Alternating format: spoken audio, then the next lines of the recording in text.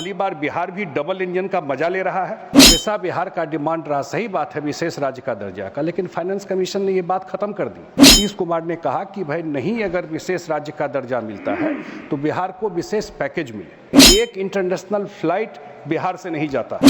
हमारे साथी बता रहे थे कांग्रेस के भी कि बिहार के साथ हिस्टोरिकली निगलेक्ट बिहार को किया गया।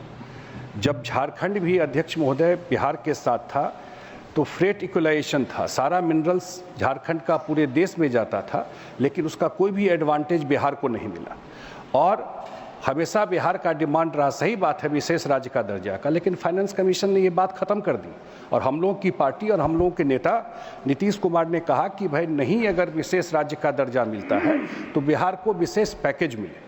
और हम धन्यवाद देना चाहते हैं आदरणीय प्रधानमंत्री नरेंद्र मोदी जी को कि पिछले बजट में भी बिहार के फ्लड को उन्होंने एड्रेस किया। कभी एड्रेस नहीं हुआ, कोसी का फ्लड आता रहा। हम लोग जिस एरिया से आते हैं अध्यक्ष महोदय, मिथिला एरिया है, वो हर एक साल फ्लड देखते रहे। हमेशा होता था कि नेपाल में हाई डैम बन रहा है, लेकिन पहली बार भारत सरकार ने बिहार, नॉर्थ बिहार के मिथिला के फ्लड को भी एड्रेस किया। पहली बार जो मखाना की चर्चा आजकल दुनिया में हो रही है, ये मखाना तो प्रोडक्शन हमेशा से होता रहा, लेकिन अब वहाँ जा कर के मखाना बोर्ड बनेगा, जिससे कम से कम उसके पैकेजिंग में उपजा वहाँ होता था, पैकेजिंग जाके बेंगलोर में होता था, अब वहाँ पर पैकेजिंग होगा, मार्केट लिंकेज होगा।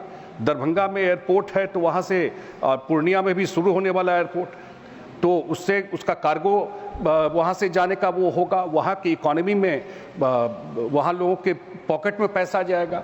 उसी तरह एक जो बड़ा अनाउंसमेंट है, बिहार का लोगों का पूरा दुनिया में बिहार का डायस्पोरा है, और ख़ास करके गल्फ वगैरह में सब लोग रहते हैं। एक इंटरनेशनल फ्लाइट बिहार से नहीं जाता।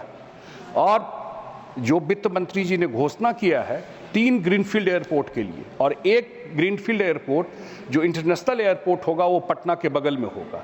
वो एयरपोर्ट बनने से निश्चित रूप से इंटरनेशनल फ्लाइट भी बिहार से जाना शुरू हो जाए। पहली बार बिहार भी डबल इंजन का मजा ले रहा है, और अगले 5 साल में निश्चित रूप से हम लोगों को लगता है कि जो विशेष ध्यान केंद्र का बिहार के ऊपर है, बिहार भी टॉप 10 स्टेट में आएगा। और दोनों बजट, पिछला बजट भी और इस बार के बजट में भी, जो केंद्र सरकार का और आदरणीय प्रधानमंत्री नरेंद्र मोदी जी का जो पूर्वोदय का एक परिकल्पना है कि जब तक पूरब के स्टेट मेन लिंक में नहीं आएंगे तब तक पूरा का पूरा जो विकसित भारत का सपना है नहीं हो पाएगा।